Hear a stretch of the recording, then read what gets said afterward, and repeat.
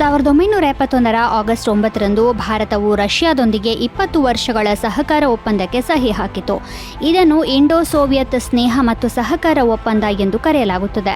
ಇವುಗಳಲ್ಲಿ ಸಾರ್ವಭೌಮತ್ವದ ಗೌರವ ಮತ್ತು ಪರಸ್ಪರರ ಹಿತಾಸಕ್ತಿಗಳನ್ನು ನೋಡಿಕೊಳ್ಳುವುದು, ಉತ್ತಮ ನೆರೆಹೊರೆಯವರಾಗಿರುವುದು ಮತ್ತು ಶಾಂತಿಯುತ ಸಹಬಾಳ್ವೆಯನ್ನು ಕಾಪಾಡಿಕೊಳ್ಳುವುದು ಸೇರಿದೆ. ಈ ಒಪ್ಪಂದದ ಅಡಿಯಲ್ಲಿ ಎರಡೂ ದೇಶಗಳು ಪರಸ್ಪರರ ಸಾರ್ವಭೌಮತ್ವ, ಸ್ವಾತಂತ್ರ್ಯ ಮತ್ತು ಪ್ರಾದೇಶಿಕ ಸಮಗ್ರತೆಯನ್ನು ಗೌರವಿಸುವುದಾಗಿ ಪ್ರತಿಜ್ಞೆ ಮಾಡಿದ್ದವು. ಮೂರನೇ ದೇಶದಿಂದ ಯಾವುದೇ ಬೆದರಿಕೆಯ ಸಂದರ್ಭದಲ್ಲಿ ಪರಸ್ಪರ ಬೆಂಬಲಿಸಲು ಸಹ ನಿರ್ಧರಿಸಲಾಯಿತು.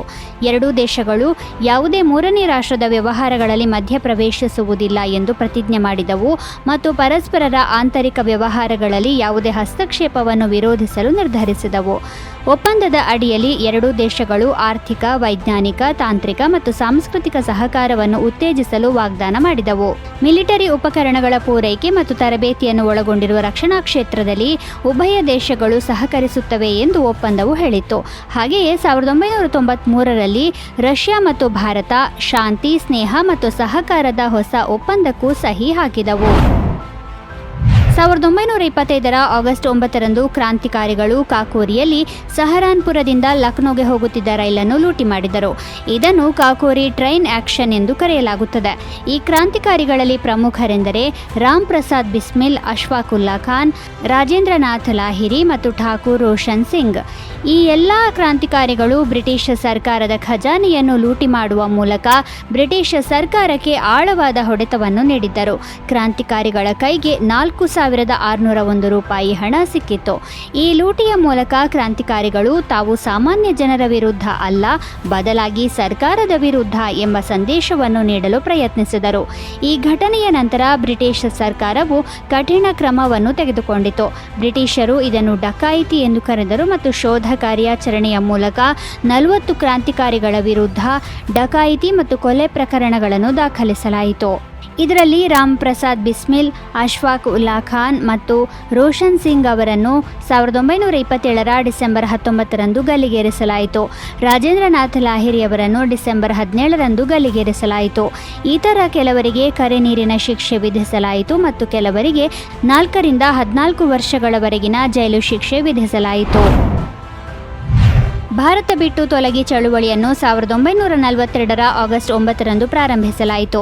ಇದಕ್ಕೂ ಒಂದು ದಿನ ಮೊದಲು ಅಂದರೆ ಆಗಸ್ಟ್ 8ರಂದು ಈ ಚಳುವಳಿಯ ನಿರ್ಣಯವನ್ನು ಅಂಗೀಕರಿಸಲಾಯಿತು. ಅಖಿಲ ಭಾರತ ಕಾಂಗ್ರೆಸ್ ಸಮಿತಿಯ ಬಾಂಬೆ ಅಧಿವೇಶನದಲ್ಲಿ ಗಾಂಧಿಯವರ ನೇತೃತ್ವದಲ್ಲಿ ಈ ನಿರ್ಣಯವನ್ನು ಅಂಗೀಕರಿಸಲಾಯಿತು.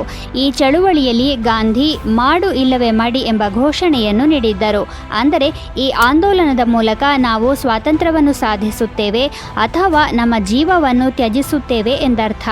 ಈ ಘೋಷಣೆಯು ಪ್ರತಿಯೊಬ್ಬ ಭಾರತೀಯನ ಮಾತುಗಳಲ್ಲಿ ಜನಪ್ರಿಯವಾಯಿತು. ನಂತರ ಜನರು ದೇಶಾದ್ಯಂತ ರ್ಯಾಲಿಗಳನ್ನು ನಡೆಸುವ ಮೂಲಕ ಪ್ರತಿಭಟನೆಯನ್ನು ಪ್ರಾರಂಭಿಸಿದರು. ಮರುದಿನವೇ ಬಹುತೇಕ ಎಲ್ಲ ಕಾಂಗ್ರೆಸ್ ನಾಯಕರನ್ನು ಬಂಧಿಸಿ ಬೇರೆ ಬೇರೆ ಜೈಲುಗಳಲ್ಲಿ ಇರಿಸಲಾಯಿತು. ಬ್ರಿಟಿಷ್ ಸರ್ಕಾರ ಕಾಂಗ್ರೆಸ್ ಪಕ್ಷವನ್ನೇ ನಿಷೇಧಿಸಿತ್ತು. ಪುಣೆಯ ಆಗಾ ಖಾನ್ ಅರಮನೆಯಲ್ಲಿ ಗಾಂಧಿಯವರನ್ನು ಬಂಧಿಸಲಾಗಿತ್ತು. ದೇಶಾದ್ಯಂತ ಮುಷ್ಕರಗಳು ಮತ್ತು ಪ್ರತಿಭಟನೆಗಳು ಪ್ರಾರಂಭವಾದವು. ಚಳುವಳಿಯನ್ನು ಹತ್ತಿಕ್ಕಲು ಬ್ರಿಟಿಷ್ ಸರ್ಕಾರವು ದೊಡ್ಡ ಪ್ರಮಾಣದಲ್ಲಿ ಕಟ್ಟುನಿಟ್ಟಿನ ಕ್ರಮಗಳನ್ನು ತೆಗೆದುಕೊಂಡಿತು. ಇದರಿಂದಾಗಿ ಭಾರತೀಯರ ಕೋಪವು ಹೆಚ್ಚಾಯಿತು ಮತ್ತು ಅನೇಕ ಸ್ಥಳಗಳಲ್ಲಿ ಚಳುವಳಿ ಹಿಂಸಾತ್ಮಕ ರೂಪವನ್ನು ಪಡೆಯಿತು. ಆದರೆ ಈ ಆಂದೋಲನದ ಮೂಲಕ ಭಾರತೀಯರಿಗೆ ಸ್ವಾತಂತ್ರ್ಯ ಸಿಗದಿದ್ದರೂ ಕೂಡ ಅದು ಬ್ರಿಟಿಷ್ ಸರ್ಕಾರದ ಬುನಾದಿಯನ್ನೇ ಅಲ್ಲಾಡಿಸಿತ್ತು. ಭಾರತವು ಅಂತಿಮವಾಗಿ 1947ರ ಆಗಸ್ಟ್ 15ರಂದು ಬ್ರಿಟಿಷರಿಂದ ಸ್ವಾತಂತ್ರ್ಯ ಪಡೆಯಿತು. 1945ರ ಆಗಸ್ಟ್ 9ರಂದು ಅಮೆರಿಕವು ಜಪಾನ್ನ ನಾಗಸಾಕಿ ನಗರದ ಮೇಲೆ ಪರಮಾಣು ದಾಳಿ ನಡೆಸಿತು. ಈ ಘಟನೆ ನಡೆದದ್ದು 2ನೇ ಮಹಾಯುದ್ಧದ ಕೊನೆಯ ದಿನಗಳಲ್ಲಿ. ಇದು ಅಮೆರಿಕದ 2ನೇ ಪರಮಾಣು ದಾಳಿಯಾಗಿತ್ತು. ಇದಕ್ಕೂ ಮುನ್ನ 1945ರ ಆಗಸ್ಟ್ 6ರಂದು ಜಪಾನ್ನ ಹಿರೋಶಿಮಾ ಮೇಲೆ ಅಮೆರಿಕ ಅಣುಬಾಂಬ್ ಹಾಕಿತ್ತು.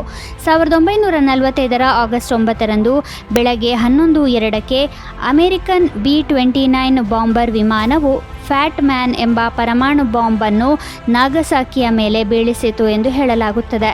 ಇದು ಪ್ಲುಟೋನಿಯಂ 239 ಅನ್ನು ಆಧರಿಸಿತ್ತು ಮತ್ತು ಹಿರೋಶಿಮಾದ ಮೇಲೆ ಬೀಳಿಸಿದ ಬಾಂಬ್ಗಿಂತ ಹೆಚ್ಚು ಶಕ್ತಿಶಾಲಿಯಾಗಿತ್ತು. ಈ ಬಾಂಬ್ನ ಸ್ಫೋಟಕ ಶಕ್ತಿಯು ಸರಿಸುಮಾರು 21 ಕಿಲೋಟನ್ TNTಗೆ ಸಮನಾಗಿತ್ತು. ನಾಗಸಾಕಿಯ ಬಾಂಬ್ ದಾಳಿಯ ತಕ್ಷಣದ ಪರಿಣಾಮವಾಗಿ ಸರಿಸುಮಾರು 40,000ದಿಂದ 75,000 ಜನರು ಕೊನೆಯುಸಿರೆಳೆದರು ಮತ್ತು ವಿಕಿರಣ ಪರಿಣಾಮಗಳಿಂದಾಗಿ ಸಾವಿರಾರು ಜನರು ಗಾಯಗೊಂಡರು ಅಥವಾ ನಂತರ ಸಾವಿಗೀಡಾದರು.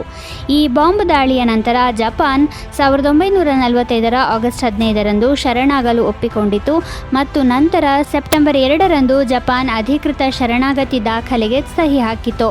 ಅಲ್ಲಿಗೆ ವಿಶ್ವ ಸಮರ 2 ಕೊನೆಗೊಂಡಿತು. ವಿಶ್ವ ಬುಡಕಟ್ಟು ದಿನವನ್ನು ಪ್ರತಿ ವರ್ಷ ಆಗಸ್ಟ್ 9ರಂದು ಪ್ರಪಂಚದಾದ್ಯಂತ ಆಚರಿಸಲಾಗುತ್ತದೆ. ಪ್ರಪಂಚದಾದ್ಯಂತದ ಬುಡಕಟ್ಟು ಸಮುದಾಯಗಳ ಹಕ್ಕುಗಳನ್ನು ರಕ್ಷಿಸುವ, ಅವರ ಸಂಸ್ಕೃತಿ ಮತ್ತು ಸಂಪ್ರದಾಯಗಳನ್ನು ಸಂರಕ್ಷಿಸುವ ಮತ್ತು ಅವರು ಎದುರಿಸುತ್ತಿರುವ ಸವಾಲುಗಳ ಬಗ್ಗೆ ಜಾಗೃತಿ ಮೂಡಿಸುವ ಗುರಿಯನ್ನು ಈ ದಿನವು ಹೊಂದಿದೆ. ವಿಶ್ವಸಂಸ್ಥೆಯ ಸಾಮಾನ್ಯ ಸಭೆಯು 1994ರಲ್ಲಿ ಈ ದಿನವನ್ನು ಘೋಷಿಸಿತ್ತು.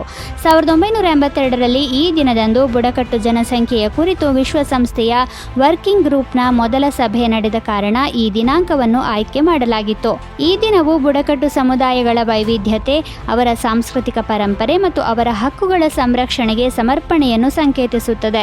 ಈ ದಿನದಂದು ಬುಡಕಟ್ಟು ಕಲೆ, ಸಂಗೀತ, ನೃತ್ಯ ಮತ್ತು ಸಾಂಪ್ರದಾಯಿಕ ಚಟುವಟಿಕೆಗಳನ್ನು ಪ್ರದರ್ಶಿಸುವ ವಿವಿಧ ಕಾರ್ಯಕ್ರಮಗಳನ್ನು ವಿಶ್ವದಾದ್ಯಂತ ಆಯೋಜಿಸಲಾಗುತ್ತದೆ. ವಿಶ್ವಸಂಸ್ಥೆಯು ಈ ಸಂದರ್ಭದಲ್ಲಿ ವಿವಿಧ ಸೆಮಿನಾರ್ಗಳು, ವೆಬಿನಾರ್ಗಳು ಮತ್ತು ಚರ್ಚೆಗಳನ್ನು ಆಯೋಜಿಸುತ್ತದೆ. ಇದರಲ್ಲಿ ಬುಡಕಟ್ಟು ಹಕ್ಕುಗಳು ಮತ್ತು ಅವರ ರಕ್ಷಣೆಯ ಸಮಸ್ಯೆಗಳನ್ನು ಚರ್ಚಿಸಲಾಗುತ್ತದೆ.